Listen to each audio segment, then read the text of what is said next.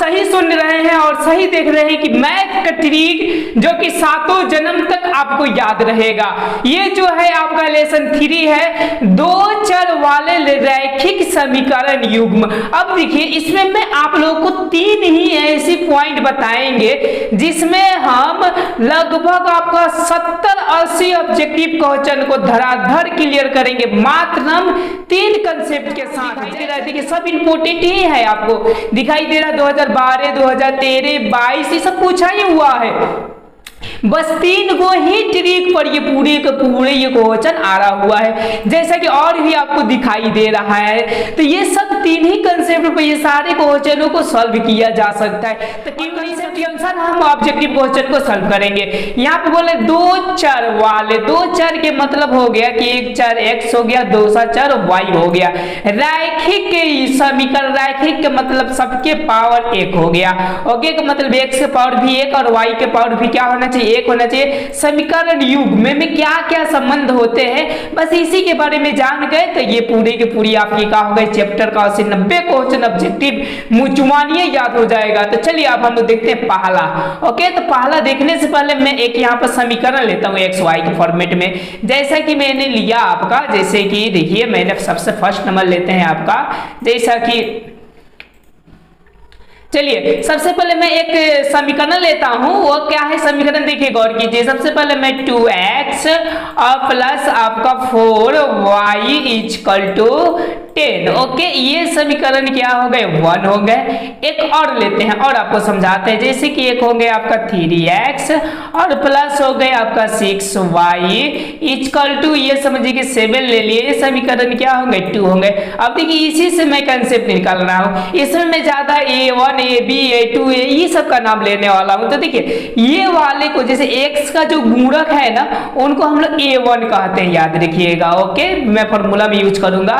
जो y का गुणक होते हैं उनको हम लोग b1 कहते हैं, और जो ये होते हैं इनको हम लोग जो चर होते हैं इनको हम सॉरी अचर होते हैं जिसको c1 बोलते हैं, समझे। अब देखिए ये वाले होते हैं इसके x के, तो इसको हम लोग क्या बोलते हैं a2 बोलते हैं। इसके होते हैं तो याद रखिएगा हम लोग क्या बोलते हैं b2 बोलते हैं, और इसको जो बोला जाता है वो क्या बोला जाता है c2 बोला जाता है। अब देखिए अब शर्त एम कंडीशन आप जानिए यहाँ पर कि अब क्या होते हैं। यदि देखिए सबसे पहला कंसेप्ट आपको बताते हैं, इसमें 20 प्लस क्वेश्चन को हम सॉल्व करेंगे। पहला है आपका कि a1 दिखाई दे रहा है आपको कि a1 और बट्टे ओके a2 ऐसा हो, a और क्या हो 2 हो, और यहाँ पर बराबर पहले मैं दे देता हूँ, और यहाँ पर क्या हो b1 ऐसा हो b1 और क्या हो आपका b2 इक्वल टू नॉट हो ऐसा हो। ओके कि मतलब कि दोनों के दोनों बराबर नहीं, जैसे 2/3 दिखाई दे रहा है और 4/6 दिखाई दे रहा है, क्या दोनों बराबर होंगे, कटेंगे तो 2 आएंगे और ये क्या है कि 3 सॉरी ये बराबर दिखाई दे रहे हैं, माना कि यहाँ पर आप 7 ले लीजिए बराबर नहीं है। ओके तो इस कंडीशन में जब ऐसा दिया रहेगा आपका युग तो ये क्या क्या हो सकते हैं। तो पहला याद रखिएगा यह जो होंगे अद्वितीय हल होंगे, कि मतलब इनकी जो रेखा एक दूसरे को ग्राफ काटेगी, जब काटेगी तो इसको बोला जाता है अद्वितीय हल। ये पॉइंट याद रखिएगा, ऐसा पूछता है अद्वितीय हल के लिए क्या होगा अद्वितीय क्या हो जाएंगे हल हो जाएंगे, समझ है। अब देखिए अद्वितीय हल के मतलब क्या होते हैं पॉइंट नोट डाउन करते चलिएगा।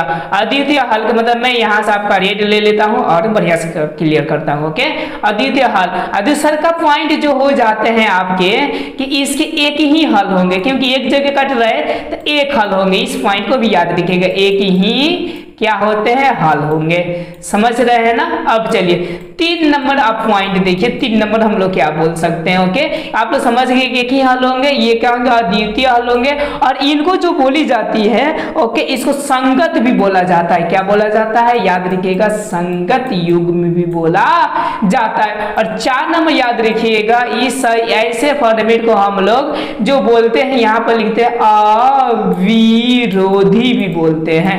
याद रखिएगा। क्या बोलते हैं, ये कॉपी में नोट डाउन कर लीजिए, उसके बाद से एक नंबर ये देखिए धजिया उतार दीजिएगा।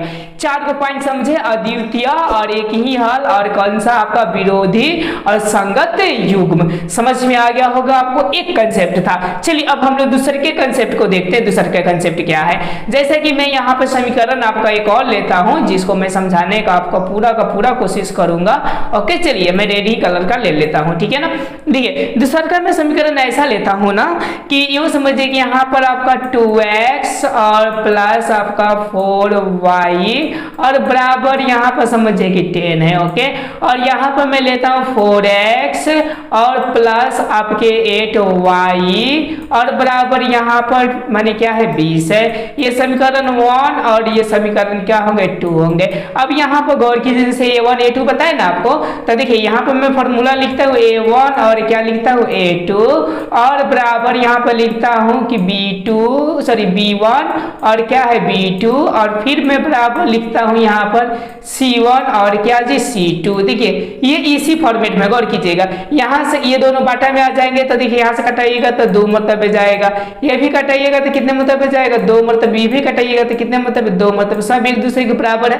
अगर देखिए अगर इस फॉर्मेट में आपको दिखाई दे रहा है ये वाले फॉर्मेट में, तो इनके और शर्त एवं कंडीशन क्या होंगे। चलिए इस पॉइंट को भी मैं बताता हूं कि अगर इस फॉर्मेट में होंगे तो इसको हम लोग क्या क्या बोल सकते हैं। ओके चलिए मैं यहाँ पर ऐसा कर देता हूँ और करने के बाद से मैं यहाँ से पेंसिल लेकर आगे क्योर कंसेप्ट बताता हूँ।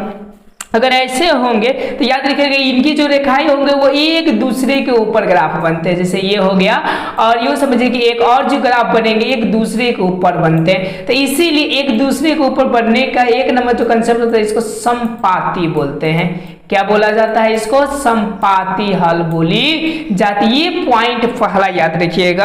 अब दूसरा क्या याद रखिएगा, ये देखिए ये जो किरणें हैं आपके रेखाएं हैं वो एक दूसरे पर आश्रित है, इसीलिए इसको हम लोग क्या बोलते हैं आश्रित युग्म भी बोलते हैं। याद रखिएगा आश्रित क्या बोली जाती है, युग्म भी बोलते हैं। ठीक है नाम याद रखिए क्या क्या बोला जाता है।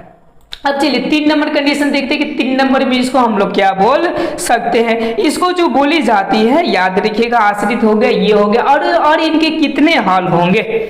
ओके तो इनके हल याद रखिएगा कि असंख्यक होता है, मतलब अनेक हल होता है। कैसा होता है जी, याद रखिएगा ये जो होते हैं अनेक हल होते हैं। इसमें भी आप लोग इतने पॉइंट याद रखिएगा, इसी से देखिएगा हम लोग कितने क्वेश्चन को सॉल्व करने वाले हैं। तो ये कितने नंबर था आपका पॉइंट, 2 नंबर आपको समझ में आ गया होगा। चलिए अब हम लोग 3 नंबर पॉइंट को समझते हैं, उसके बाद से हम लोग 1 नंबरिया करते हैं। देखिए गर्दा उड़ा दीजिएगा 1 नंबरिया में, बस कंसेप्ट आपका क्या हो जाना चाहिए तो क्लियर हो जाना चाहिए। तो चलिए 2 नंबर समझ में आ गया होगा। अब हम 3 नंबर देखते हैं। 3 नंबर में क्या होगा जैसा कि मैं एक आपका समीकरण लेता हूं।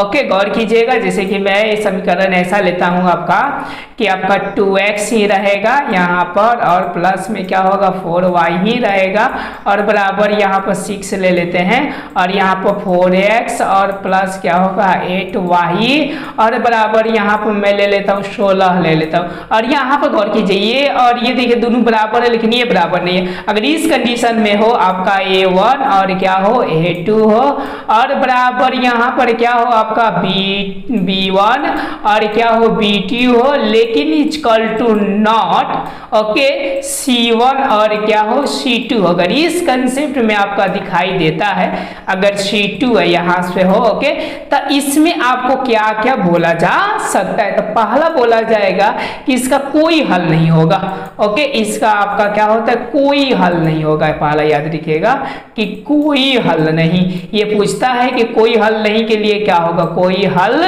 नहीं हो जाएगा। ये पॉइंट आप समझ गए कि कोई हल नहीं होगा। चलिए 2 नंबर क्या बोलते हैं, जैसे कि उसको असंगत बोलते थे तो इसको याद रखिएगा असंगत बोलते हैं। क्या बोलते हैं, संगत के भी नाम से जाना जाता है। 3 नंबर जो हम लोग बोलते हैं याद रखिएगा ओके, इसको विरोधी युग्म भी बोली जाती है। कौन सी युग्म बोली जाती है, विरोधी युग्म भी हम इसको क्या करते हैं तो जानते हैं। यहाँ तक आपको समझ में आ गया, जिसका कोई हल नहीं है, असंगत होगा, विरोधी होगा और इसका ग्राफ एक दूसरे के समांतर होंगे। जैसे एक ग्राफ और एक ग्राफ ये एक दूसरे के क्या है तो आपके समांतर होंगे। यही 3 आपके रूल है जो कि इससे हम लोग 70 प्रश्न को करेंगे। तो चलिए अब रूल को जानते हुए ही हम लोग 70 प्रश्न को क्या करते हैं तो कवर करते हैं बिना टाइम गवाए। जैसे कि आपको पहला प्रश्न दिखाई दे रहा है जो कि 2016 में पूछा हुआ है, मतलब एक रैखिक समीकरण का घात होगा। एक रैखिक मतलब एक, ओके, तो ये कितना हो जाएगा, एक हो जाएगा। यहाँ पर आपको दिखाई दे ही रहा है। एक का जो राइट आंसर हो जाएगा ऑप्शन नंबर कौन सा हो जाएंगे, सी हो जाएंगे। चलिए अब हम लोग 2 नंबर देखते हैं कि क्या बोल रहा है। ये बोल रहा है कि किसी बिंदु की y अक्ष से दूरी उस बिंदु को कहलाता है। जैसे कि देखिए ये कहने के मतलब कि 0 और क्या है कोमा y है, ओके, कि मतलब ये बोल रहा है तो उस बिंदु को क्या कहलाएगा। तो देखिए ये तो y अक्ष कह ही दिया है, तो ये कौन कहलाएगा आपका, तो ये कौन सा होता है, x अक्ष होते हैं। इसीलिए इसका जो राइट आंसर हो जाएगा वो ऑप्शन नंबर कौन सा हो जाएगा, बी हो जाएगा आपका। x निर्देशांक होते के मतलब कि बिंदु आपके कहलाते हैं। अब चलिए अब 3 नंबर प्रश्न देखते हैं। देखिए अब कंसेप्ट के अनुसार आने लगा। अब बोल रहे कि 2 रेखाएं समपाती हो, कि मतलब एक दूसरे पर क्या हो, आश्रित हो, ओके, तो उनके क्या होते हैं, जब एक दूसरे पर आश्रित होते हैं तो उनकी कितनी हल होती है। तो मैंने अभी कंसेप्ट में बताया कॉपी उलट कर देखिए, जिसका अनेक हल होता है। कोई हल कब नहीं होगा आपके, जब वो एक दूसरे के समांतर होंगे, जिसको हम लोग क्या कह सकते हैं, असंगत कह सकते हैं, ओके। और यूं समझिए जिसका अद्वितीय हल कब होंगे, जब ग्राफ एक दूसरे को काटेंगे, कि मतलब कि a1 a2 और इक्वल टू नॉट b1 और क्या b2। देखिए कंसेप्ट कौन सा आ रहा है। अब चलिए अब हम लोग 4 नंबर प्रश्न को देख रहे हैं कि 4 नंबर क्या बोल रहा है। जैसा कि 4 नंबर आप लोगों को दिखाई दे रहा है कि यदि 2 रैखिक समीकरणों के आलेख एक बिंदु पर कटे तो समीकरण निकाय निम्नलिखित में से कौन सा होगा। जैसे एक बिंदु पर कटे के मतलब 2 गो है, वो एक पर कट जाता है तो इसको हम लोग क्या बोलते हैं, कॉपी में देखिए इसको अविरोधी बोलते हैं। विरोधी किसको बोलते हैं, जब एक दूसरे के समांतर हो। आश्रित का बोलते हैं जब एक रेखा दूसरी पर क्या हो, आश्रित हो। समझ में आ रहा है आप लोगों को। अब चलिए अब हम लोग 5 नंबर क्वेश्चन को देखते हैं। 5 नंबर मेरा क्या क्वेश्चन बोल रहा है, जैसा कि आपको दिखाई दे रहा है कि 2 रैखिक समीकरणों के आलेख प्रतिच्छेदी रेखाएं हो तो रैखिक समीकरण युग्म का हल होगा। मतलब प्रतिच्छेदी मतलब एक दूसरे को काटती है तो क्या होते हैं, तो मैंने बताया कि जब एक दूसरे को काटती है तो वो क्या होती है, अद्वितीय होता है, ओके। अब चलिए अब हम लोग 6 नंबर प्रश्न को देखते हैं कि क्या बोल रहा है। ये बोल रहा है कि 2 चरों में रैखिक समीकरण युग्म का हल निम्नलिखित में कौन है। 2 चरों में, ओके, कि 2 चरों में रैखिक युग्म का हल, ओके, कि कौन होते हैं 2 चरों में, ठीक है ना। तो देखिए इसमें अगर देखी जाए तो 2 चर में तो बहुत सारे भी हो सकते हैं, इसका कोई था पता नहीं है। तो देखिए यहाँ पे एक भी रेखा दिया है तो मेरे ख्याल से तो ये लग ही नहीं रहा है कि आंसर ये होगा, ओके। अब देखिए 2 रेखाओं पर ये होगा नहीं, ठीक है ना। वो क्या होंगे, एक बिंदु पर जब वो कटेंगे तो क्या होंगे, तो हल आपके होंगे, और नहीं कटेंगे तो ये हल होंगे नहीं, जैसे कि ये वाला ग्राफ ये बोल रहा है। अब चलिए अब हम लोग 7 नंबर प्रश्न को देखते हैं कि 7 नंबर क्या बोल रहा है। ये बोले कि 2 चर में एक रैखिक समीकरण इतना और x अक्ष और y अक्ष को कहाँ काटता है। तो अगर इसकी ग्राफ यदि बनाई जाती है, ओके, तो काटने की जो प्रोसेस होता है इसका, तो इसको थोड़ा सा याद करना पड़ेगा कि 3 और 2 पर ये क्या करते हैं, तो काटने का आपका कार्य करते हैं। चलिए हम लोग 8 नंबर प्रश्न को देखते हैं।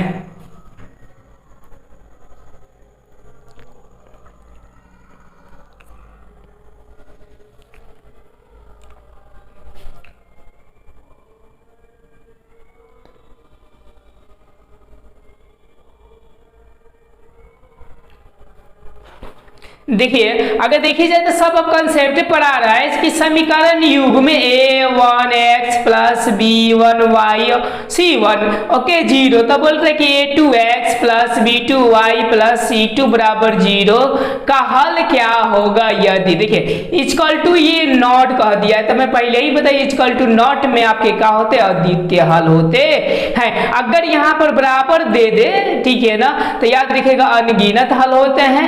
यदि ये तीनों के तीनों यूं समझिए कि क्या हो जाए, बराबर हो जाए तो समझिए कि ये अनगिनत हो गए और यहाँ पे को कट गए तो इसका कोई हल होता नहीं है। ये पॉइंट को आप लोग हमेशा याद रखिएगा। अब चलिए, अब यहाँ पर जो दे रहा है कि अगर किसी संख्या की इकाई अंक y और दहाई अंक x तो अवशिष्ट संख्या होगी। मतलब कि दहाई सॉरी इकाई बोल रहा है y और दहाई बोल रहा है x, तो क्या होगा, तो गौर कीजिएगा। जैसे मैं संख्या लेता हूँ 2 और समझिए कि आपका 22 ले लेता हूँ, सॉरी 22 ना लेकर मैं 23 ले लेता हूँ। गौर कीजिएगा यहाँ पर समझिएगा। ओके, का मतलब कि इकाई y का रहा है का मतलब ये वाला आपका y हो गया और दहाई आपका क्या हो गया, x हो गया। अब देखिए संख्या को हम ऐसा लिख सकते हैं, यूँ समझिए कि 20 नहीं, ऐसा ना लिखकर हम 10 और गुने क्या 2 और प्लस क्या मैं 3 लिख सकता हूं।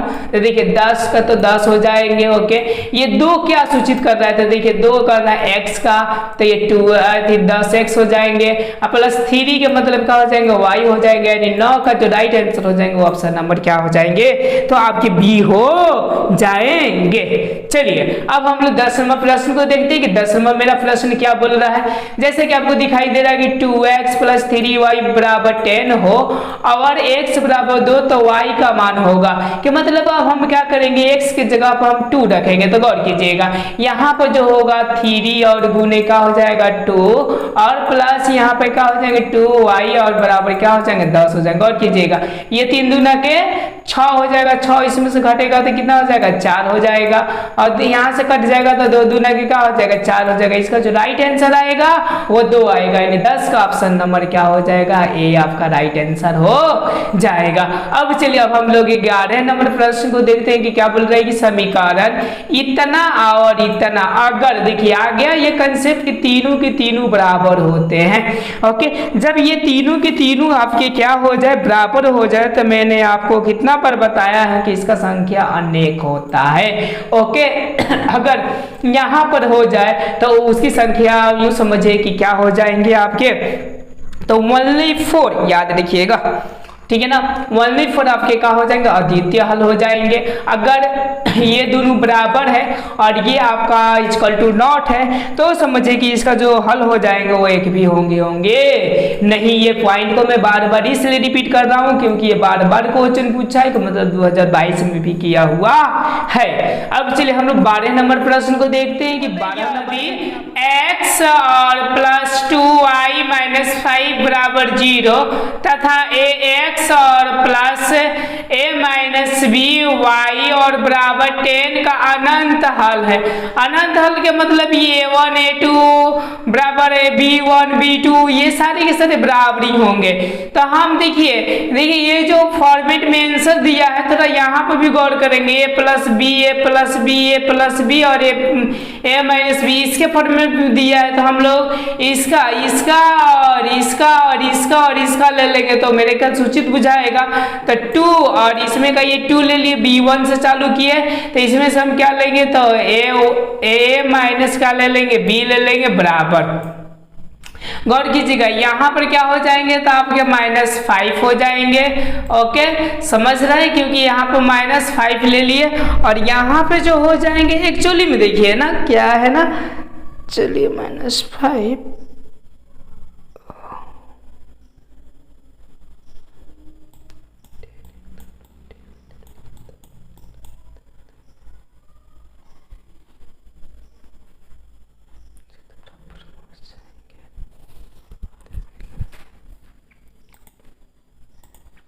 चलिए अब हम 12 नंबर प्रश्न को देखते हैं कि बोल रहे हैं कि यदि x प्लस 2y माइनस 5 बराबर 0 तथा ax plus a minus by बराबर 10 का अनंत हल हो, कि मतलब जो हल होते हैं वो क्या होते, अनंत होते। तो अनंत के लिए मैंने बताया कि a1 और बटे क्या जी था a2 बराबर, और क्या बताए थे आपको, यस b1 और बटे क्या बताए थे b2 और भी बताए थे बराबर होते C1 और बटे क्या होते C2 होते। तो देखिए हम इसको हम लगा कर देखते हैं कि क्या होता है। तो चलिए हम लगाते हैं फॉर्मूलेज को। ओके, तो यहाँ से ये पहले का हम छोड़ देते हैं, दूसरे से लगाते हैं। यहाँ पे लिखते हैं 2 और बटे क्या हो जाएंगे a माइनस बी हो जाएंगे, a माइनस क्या हो जाएंगे b हो जाएंगे बराबर। अब देखिए ये इधर ये माइनस में तो बराबर को उधर जाएगा तो प्लस में हो जाएगा, तो मतलब 5 हो जाएंगे और बटे ये कितने हो जाएंगे आपका 10 हो जाएंगे। गौर कीजिएगा यहाँ से कटा देंगे तो 5 दूना कितना हो जाएगा 10 और तीसरा से गुना कर देंगे तो a और माइनस b बराबर क्या हो जाएंगे 2 दूना के आपके क्या हो जाते हैं तो 4। इसका जो हो जाएंगे वो क्या हो जाएंगे आपका राइट आंसर हो जाएंगे, यानी ऑप्शन नंबर इसका जो राइट आंसर होगा ऑप्शन नंबर डी हो जाएगा। अब चलिए अब हम लोग 13 नंबर प्रश्न को देखते हैं कि 13 नंबर क्या बोल रहा है। ये बोल रहा है कि के किस मान के लिए समीकरण x प्लस 2y बराबर 9 और 2x प्लस के बराबर माने 8 संपाती होंगे। संपाती के मैंने आपको बताया है कि संपाती में क्या क्या होते हैं। तो संपाती में आपका यूं समझिए कि सबके सब बराबर ही होते हैं। ओके, तो देखिए यहाँ से मुझको के का पता नहीं था, एक के इंक्लूड कर लेना है हमको। तो देखिए एक और बटा क्या हो जाएंगे, यहाँ से मैंने 1 ले लिया, यहाँ पे 2 ले लिए और बराबर ये क्या हो जाएंगे तो 2 ऊपर है तो 2 ऊपर ले लिया और बटे यहाँ से हम क्या के लिख सकते हैं y का तो के लिख सकते हैं। तो देखिएगा गौर कीजिएगा इधर तो तीसरी गुना करेंगे तो के हो जाएगा 2 दूना का कितना हो जाएगा 4। इसका 13 का जो राइट आंसर हो जाएगा वो ऑप्शन नंबर कौन सा हो जाएंगे आपका सी हो जाएंगे। अब चलिए अब हम लोग 14 नंबर प्रश्न को देखते हैं कि 14 नंबर क्या बोल रहा है। ये बोल रहा है कि ax और by प्लस सी बराबर 0 2 चर वाला समीकरण होगा यदि। ये कब होगा देखिए अगर 2 चर मतलब x और y कभी शून्य ना हो तब। ओके, तो मतलब a और b, तो देखिए a b ये क्या है कभी शून्य नहीं होंगे तब ये आपके क्या होंगे तो समीकरण होंगे। अगर इसी में से एगो कोई शून्य आएगा तो समीकरण होंगे। देखिए एगो शून्य दे ही दिया, इसमें एगो शून्य दे ही दिया और इसमें तीनों का शून्य दे ही दिया, तो ये एक्चुअली में आंसर होंगे नहीं। अब चलिए अब हम लोग 15 नंबर प्रश्न को देखते हैं कि क्या बोल रहा है। ये बोल रहा है कि 2 रेखाएं, ओके यहाँ से ये जो बोल रहा है आपका 15 नंबर, ये बोल रहा है कि 2 रेखाएं समांतर हो तो उनके हल होंगे। जैसे कि एक रेखा है और 2 रेखाएं ये के समांतर है तो बताइए कभी कटेंगे लाइफ में, कभी नहीं कटेंगे, तो इसका आपका कोई हल होगे नहीं। याद रखिएगा अनेक किसके हल होते हैं जो एक दूसरे पर संपाती होता है, द्वितीय कौन होते हैं जो कि एक दूसरे को क्या करते हैं काटते हैं। अब चलिए अब हम लोग 16 नंबर प्रश्न को देखते हैं कि 16 नंबर क्या बोल रहा है जो कि 2012 में भी आपका प्रश्न किया हुआ है। ये बोल रहा है कि के किस मान के लिए समीकरण x प्लस 2y प्लस 7 तथा 2x प्लस के y बराबर क्या हो 14 संपाती होंगे। कि मतलब कि समझिए कि एक दूसरे पर ये ऐसा ओके कि मतलब कि बराबर ही होंगे। तो देखिए के पूछ रहा है तो यहाँ से हम 1/2 कर देंगे और बराबर देखिए यहाँ पर हम लोग क्या कर देंगे 2 और बटा के कर देंगे। मेरे ख्याल से इसका भी आंसर वही आएगा, ये 2 है तो के यहाँ पर कर देंगे तो के हो जाएगा और 2 दूना के कितना हो जाएगा आपका 4। इसका जो राइट आंसर हो जाएगा वो ऑप्शन नंबर जो हो जाएंगे वो क्या हो जाएंगे आपका सी हो जाएंगे। अब चलिए अब हम लोग 17 नंबर प्रश्न को देखते हैं कि 17 नंबर क्या है जो कि 2012 में पूछा हुआ है।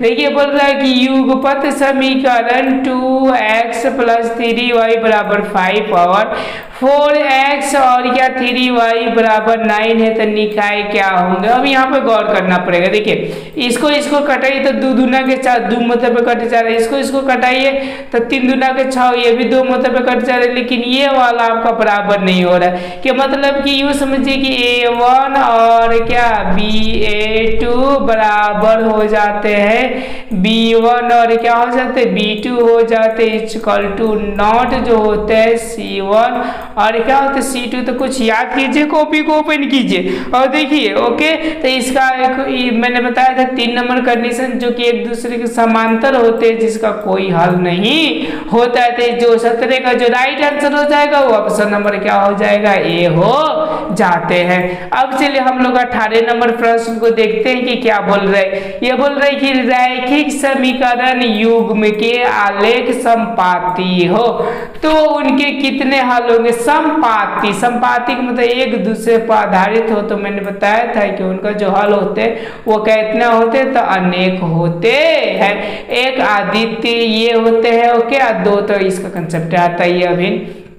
चलिए 19 नंबर प्रश्न को देखते हैं कि क्या बोल रहा है कि यदि रैखिक युग्म के आलेख प्रतिच्छेद हो तो समीकरण होंगे। समीकरण क्या कहलाता है, प्रतिच्छेद होता है, तो याद रखिएगा वो जो कहलाते हैं वो कौन से कहलाते हैं, तो आपका संगत कहलाते हैं। असंगत कौन होते हैं, जो समांतर होते हैं। आश्रित कौन होते हैं, जो एक दूसरे पर क्या होते हैं, तो चलते जाते हैं। चलिए इस वीडियोज के लिए मैं 19 तक ही प्रश्न को रहने देता हूं, क्योंकि इसमें लेक्चर भी है प्लस में 19 को प्रश्न भी हो गया है। मैं सेकंड वीडियोज में क्या करता हूं, तो 19 के बाद से मैंने 20 के बाद से मैं कवर